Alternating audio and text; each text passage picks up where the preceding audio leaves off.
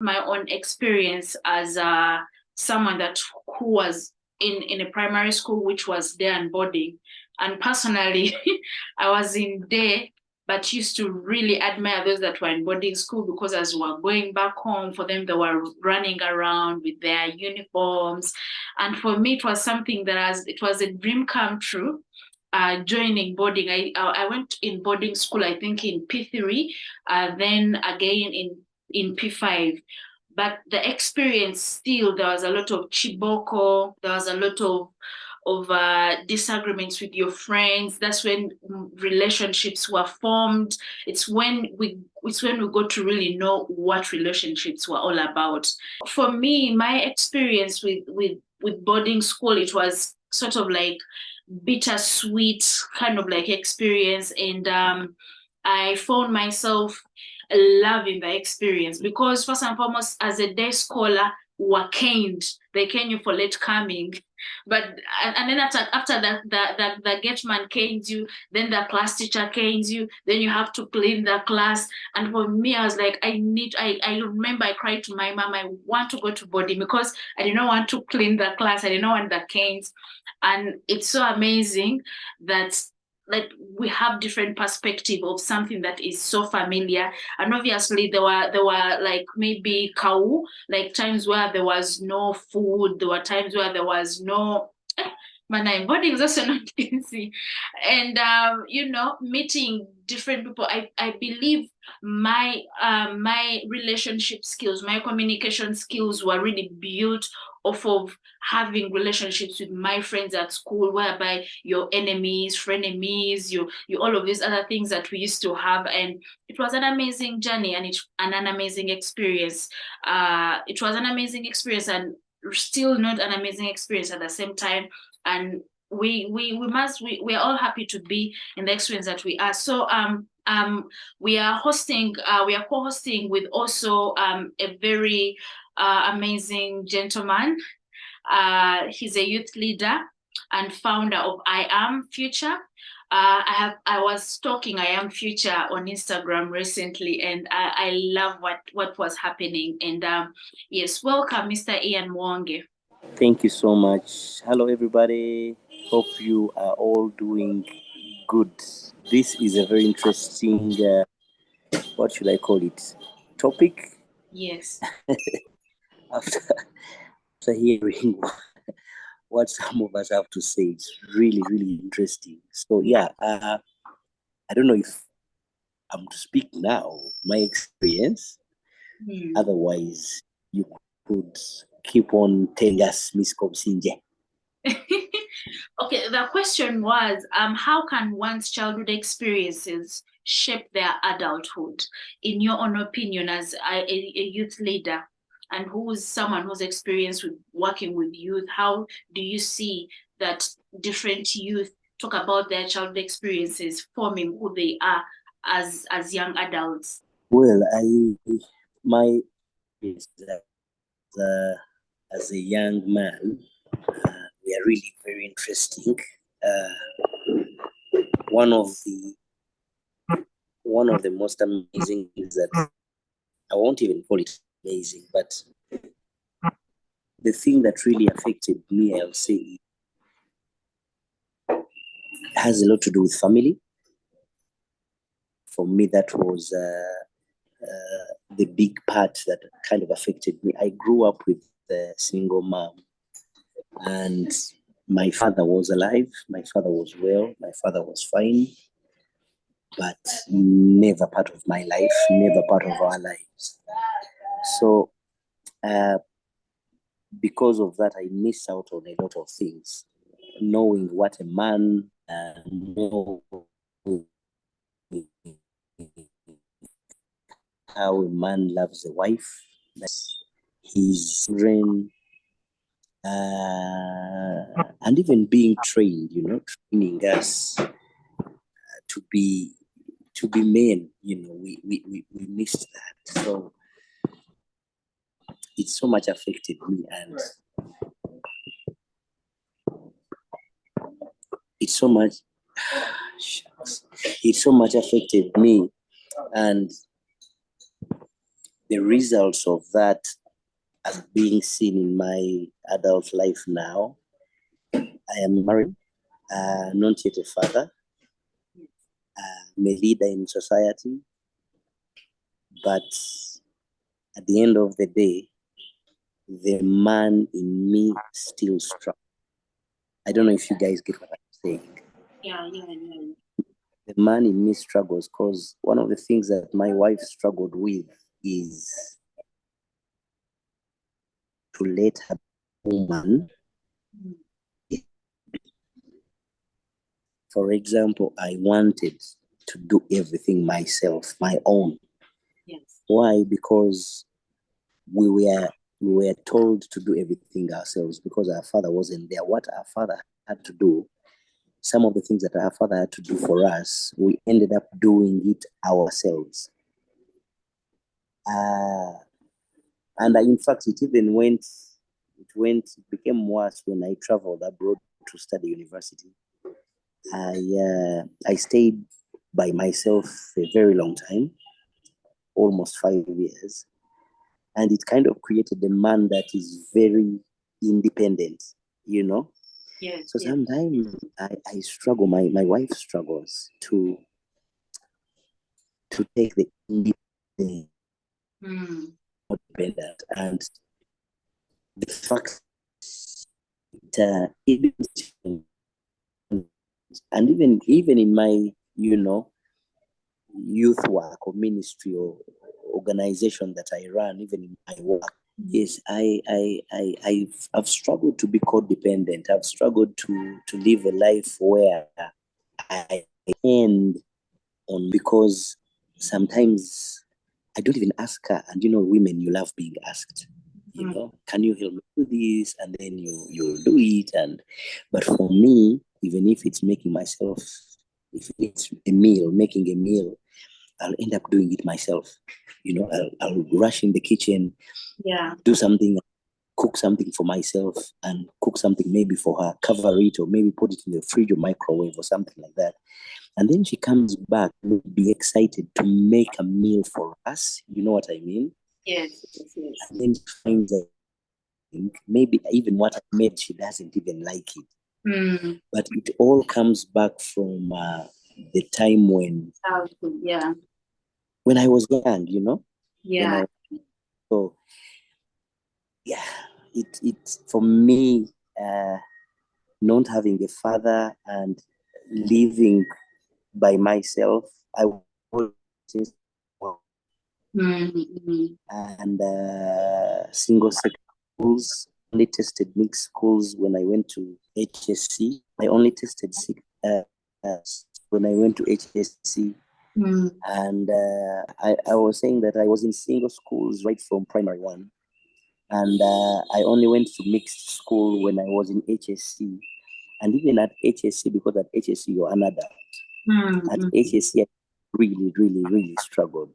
Yes. I mean, doing life with girls. I mean, I remember one day I was sitting with a girl and she kind of me like her body, because we were seated together. I almost peed my pants, So yeah, but I'm thankful to God that right now females come easy for me as a friend. I find them easy to make friends with them. That is something that I really, I testify about. So yeah, I am really grateful for that, but I still struggle with my single mom, and I have to sometimes I worry. I'm like, oh God, these girls are going to grow up, they will not know submission, they will not know how to kneel down, because I'm literally like the man in the house. So usually most of the time I spend more of the time at my father's house, because I want them to know, to see their uncles, to look at because for me, growing up in a household where there were both parents, it was easier for me to probably when I was married, to submit, to understand. And also I had gotten married to a gentleman that was raised by a single mom. like it was hard for us to even have that connection, because like I knew there was such I knew of certain rules, and he was not familiar, with certain rules, because the mom, and today we struggled with network. I believe we shall be having these meetings in person, because these topics need to be spoken without the interference of the Wi-Fi and everything. But like what Yes. I'm trying to say, um, so it's a worry for me, and it's a struggle for me, wanting my children to know how they're supposed to be treated, how a man is supposed to treat them. And obviously I do co-parenting, whereby probably at the holidays they stay with their father so that they can have a little bit of their fatherly love and things of that kind. But still, I feel like it worries me as a mom. It worries me as like in the future, how will they handle, being with someone whom they're supposed to submit to, and yeah, it's really something that I understand, and it's really something that that I look into, and I'm like, God help me. But again, how can adults that have had like devastating sort of like childhood, and this time I'm talking about childhoods that had, maybe there was maybe rape, maybe molestation, maybe there was domestic violence, there was maybe where there was domestic violence, there was maybe a murder for some. We've heard of a story where a man cut off, the mother's arm. But how can such childhoods be dealt with as adults? The question goes, how can an adult that has had a devastating childhood, and when I say devastating, I talk about maybe domestic violence, where there is molestation, where there is rape, where there is battering, maltreatment, whereby maybe a father's cut off maybe the mother's hand. And because I remember one time I was working with Innocent Youth Foundation, where a street child came to me, and I asked him, because I was doing therapy to them, and I asked this child, I was like, why did you run away from home? And then this child was like, I could not bear seeing my father beating up my mom, because I felt I wanted to Mm. my father, and so I had to just run to the streets. So how can such a child, how can they thrive in their adult life, them witnessing that kind of situation or story? Well, from my experience, and I'm glad that you asked that question. From my experience, I think and believe that coming to a realization of who God is, and I'm talking about from my experience, I struggled with identity issues. Actually, I struggled with identity issues until, and my identity issue had a lot to do with my child.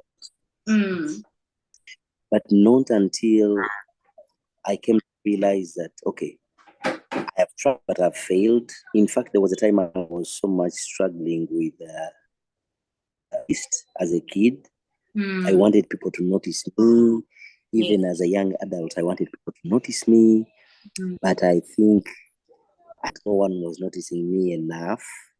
Yes. But the reason why I'm saying that, until we come to a realization that we need God, a superpower, is a power that is above, it is hard for us to realize our true identity.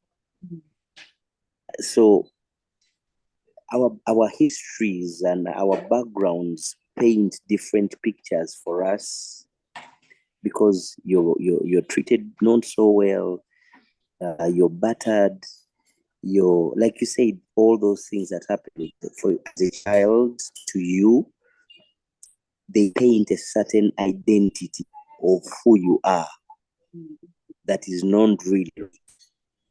Yes. When a time came and I got to know that, okay, I need God in my life, really. I need I need God to vindicate me. I need God to direct me where I am going, because I've tried everything and I've failed. Until then, I struggled. After I decided to go into that direction of pursuing my maker or pursuing God, I started realizing that there is a certain identity that has been so much hidden from me. Yes. That I needed so much. So for me, I think east to west, that is the number one thing, to be honest, because I mean, I've seen so many people who have tried out so many things. They have tried out therapy, and therapy is temporal, therapy is temporal. They have tried out so many things. They're all temporal, because at the end of the day, everything we see will serve for a certain limited time, and then it will, disappear.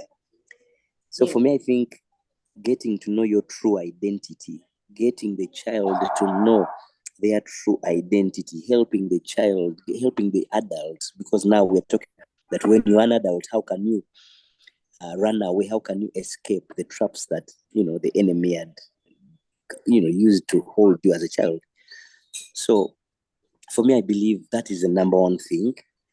Pursuing your maker, pursuing the one who has your manual, and then, of course, coming to a realization that forgiveness is also key. I mean, we've all gone through. Yeah. But not until we forgive certain people, we struggle so much. Like for me, I struggled to forgive my father until recently. Yes.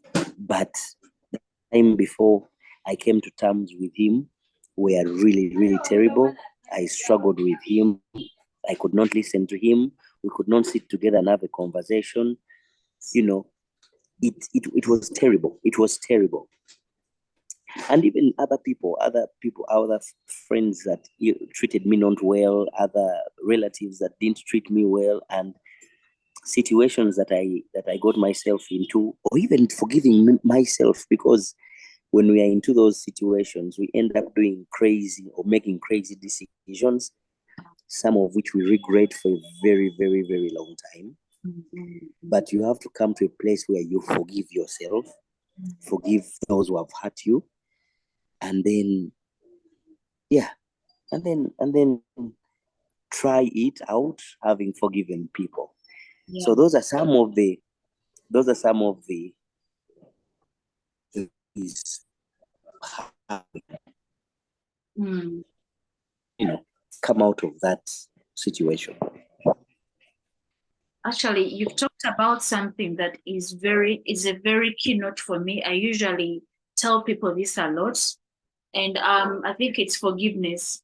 Sometimes we have to forgive ourselves for the wrong preconceptions that we have about us of I am not enough. You're thinking that I'm not enough. You forgive yourself for thinking that you're not enough. You forgive yourself for thinking that you're not lovable, thinking that something was wrong with you. For like there is that rebellion, there's just rebellious spirit of you saying something that is against what God says about you. And then you forgive yourself going against the word of God, and you're like, you know what, I forgive myself because I used to call myself unworthy. I used to think I do not belong. I used to think I'm not lovable because this and this happened to me. And so what this person did, it was my fault. So there's also that forgiveness that people do not really look into, and people are not even aware of, that they need their own, apart from forgiving someone that is outside of them, they need also to forgive someone that is in the inside of them,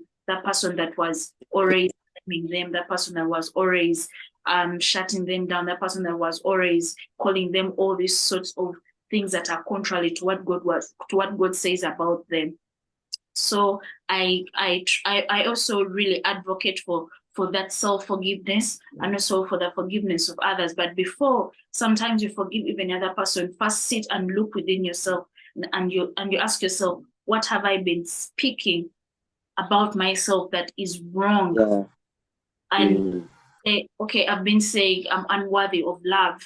I am sorry that I thought that a person like me who was created in the image of God thinks that I'm unworthy of love, I forgive myself for thinking and believing that I'm unworthy of love. I forgive myself and thinking that, that something really horrible should happen to me. Because sometimes when people are in such situations, they say, I deserve it. So there's also that thinking that you deserve it, yet you do not. No one deserves to go into something that is horrible. So that forgiveness alone also, I think, helps out.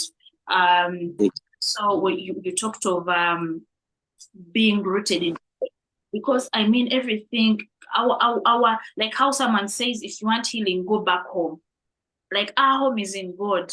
Like it's where we came from and it's where we are going back. So us having, because God has the most that he talks about, says you're wonderful and beautifully made, you're above all and beneath, like all of these amazing things. So us getting into those affirmations and maybe putting them on a mirror, and we are like, I am beautiful, I am worthy of love, I am blessed, I am above everything, and really working onto cognitive dissonance in our minds and making where the Bible talks about renewing and transforming, and our minds are casting down imaginations to the knowledge of Christ, whereby our imagination is cast down under the knowledge of Christ, and which is a beautiful thing. It's a beautiful thing for us to know what Christ thinks about us, because then it's very easier for us to cast down imaginations that are from the devil.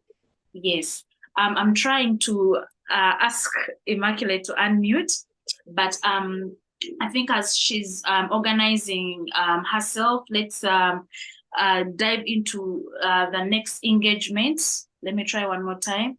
Let's dive into the next questions. How can someone overcome the childhood relationships that challenge them into their adulthood? For example, just to clarify on the question, there are people that started dating in as young as P2. And like every relationship has its own trauma connected to it, whereby they go to know about betrayal, they go to know about trust issues later on, they go to know about heartbreaks as young as 8, as young as 9, as young as 10. And now as they are adults, they are walking red flag lookers. They are looking for red flags because they have been like destroyed. Their hearts have been destroyed from such a young childhood.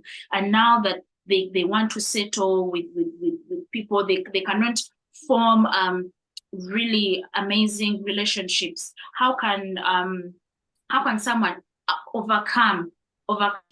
Sometimes when things are going on in your life, because everyone has their own way of dealing with things, and everyone is dealing in one way or another. Yes. Sometimes things might to other people, but when you as a person, you know what you're dealing with. There's so many things, and in most cases, when we are faced with other parties, that's when we our issues come out. The issues of trust come out. The betrayal, the pain you felt when you were betrayed comes out later in the years if it's not addressed. And many times we don't know when to stop and go through our emotions. Ladies, in most cases, we do go through emotions by talking about it, which is talk about it. Relationships is a very wide thing. Actually, it's in the respect of the other people, of other people. Personally, I have learned, and it has also come later in life for me. Yes. Like others. For example, Jackie maybe meant to call me once a week, or when I meet Jackie. And if you don't do that, I might get hurt. I'm getting hurt because of my expectations of you, not because of most cases we haven't even talked about it. Sorry. And that's exactly what happens mostly in relationships, even in our home of raising or how they were raised, and they think they're going to raise us that way. Yeah. And when we grow up and we have different paths altogether, it's very disappointing for them. But again, that comes back to their expectations of us, you know? they expect something or we expect something, but we don't know what our peers or our friends or our significant others have been exposed to. Yeah. So because of that, because people do not share, we rarely share everything in our lives, and most of these things come out when we are faced with issues or challenges. Yes. So don't expect from the other people. And in most cases, when you don't expect so much, it is easy for you to forgive. Yeah. And it is easy for you not to hold a grudge. Yes. When you find that person, because it's your expectations that have gotten you angry. Then the other point maybe is detaching. I learned to detach, but I don't detach because I hate that person. I detach, but when I meet them in the same space, we will talk. I will call them, maybe with boundaries as well. Yeah. You call them, but you set boundaries. Because some of us are still friends with our exes from school. But it's because we learned, what that time happened. It was a season, it was a time, it happened, and it went, But if you hold on to it, oh, this guy betrayed me. Also, for example, some of us who have children and we've been betrayed, it is what you thought it would have been, it came to the end. Basically, as a person, you need to check yourself. Take yourself into a spot, like get used to sitting down and wondering, okay, this situation hurt me. This situation, how best can I deal with it? When I'm with my teenagers, because I do teenage ministry, I always tell them to do things gracefully. I actually tell them it's not easy for me. I'm also just learning it. How do you do everything and not actually treating them like do to others what you'd like to be done unto you? It doesn't mean that if maybe you, Jacqueline, did something wrong to me, I'm supposed to do the same to you, But it also comes with how you only get hurt when certain and in most cases they also don't know how you want to be responded to. So we've been learning about doing everything gracefully, as giving them advice. Quite as you're walking, somebody steps on your foot. What do you say? And like, I come at you, I tell you to clean them up. And then I'm like, what if the person maybe I can leave them alone? Then what if they don't say sorry? What do you do? Oh, no, I come at them. And I mean, at the end of the day, it could have been a mistake. It could have been that they're thinking about something else. Again, it comes back to what you're expecting them to do. Many people, sorry doesn't come easy. But who needs the sorry? Is it them or you? Yeah. You're the one who needs the sorry. Why do you need that sorry? And it also comes back to one of the points Ian said, forgiveness. Forgiveness is not for the other person. Forgiveness is for you. When you forgive, there is this weight on your shoulders that is lifted. You let go and let go, like you let it be. Yeah, true. And you don't hurt that person. Yeah. So for me, those are the few things that have worked for me. Not expecting, because when you expect, you get hurt. And that cuts along, even for parents, even your siblings, your spouses, like do not just expect. Then forgiveness is for you as a person. So even if the other person doesn't ask for forgiveness, you forgive them to release yourself. Yeah. Yes. To detach. When you detach, I learned it the hard way. Very fine, and I used to cry. But when I learned to detach, I look at people and I do not expect.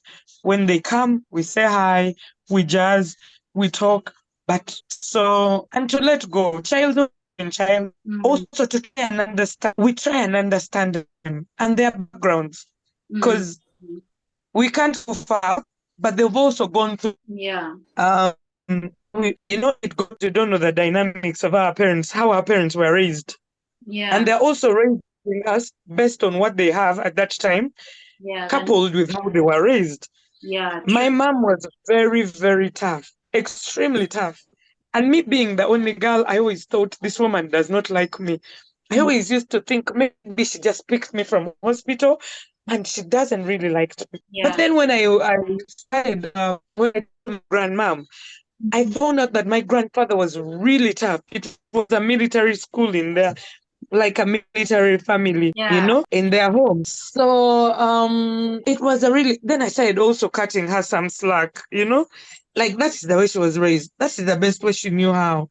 And you understand, I also tell my teenagers, do you understand your parents' characters? Do you understand how they're dealing with life? Life changed. Right now, parents are busy making money to get their children through schools, through the best schools. They are rarely at home. When they come at home, they're really tired. Then they've left you with the maid. So I keep on, that's when the grace comes in. Do you know what kind of day your parent had? Because they were telling me our parents are really harsh in punishment. But then you know how kind of day that your mom had, I'm talking on mom's side because I mean, for men, I am sorry, but it cuts both ways. Like, when you ask, hi, mommy, how was your day? What kind of day did you have? Even a hug goes a long way. You know, this kind of friendship thing, you become considerate to them. You try and understand them, get to know what kind of character they are in, how get to know when is it really bad. And many of us know, by the way, when it's really bad. Yes. Understanding, being considerate. You talked about something that is key, and like our parents raised us in the best way that they knew how. You understand? Maybe another parent, their parents raised them with every provocation, unlike a slap or something happens, and I totally understand. Like it's so amazing. It's so amazing of how every relationship, because we're talking about relationship, of how every relationship forms how we sometimes think. We grow so much from the relationships that we have. They aid us into knowing certain things. And also something that I would love to talk about is rational and irrational thinking. Sometimes you could be angry about someone, but in actual sense, it's not about what they have done to me. It's what are they going through? Why are they not talking to me? For example, we talked yesterday. Why are you passing by me? Because maybe sometimes that is rational thinking. Maybe sometimes the individual maybe is feeling shy, doesn't know how to start the conversation again. Probably the individual is like their thought is so far. So sometimes I think we have to separate how people treat us from what they are going through. So me as a person, how I take it, when someone treats me in a certain way, I always make sure that it is not about me. Like I always tell myself, like this is not about you. Like someone, maybe she's struggling, let me pray for her. If, for example, she's rude, maybe she's had a border issue, a border argument with someone. Maybe something could have happened, and for me, that is how really I deal with issues such as that. I think I loved the whole idea of other person to understand that human beings have the right one. Yes. We always have that idea of my idea is the right one. They should understand me. Why don't they see it as just as I see it? But like Immaculate said, and like Immaculate said, people do things. People's sense of imagination is all based according to your experiences. To their experiences. Yeah. And I think if we are to talk about parents, I mean, both of you are parents. I'm not yet a parent, but I'm a parent somehow because I look after so many, kids and people.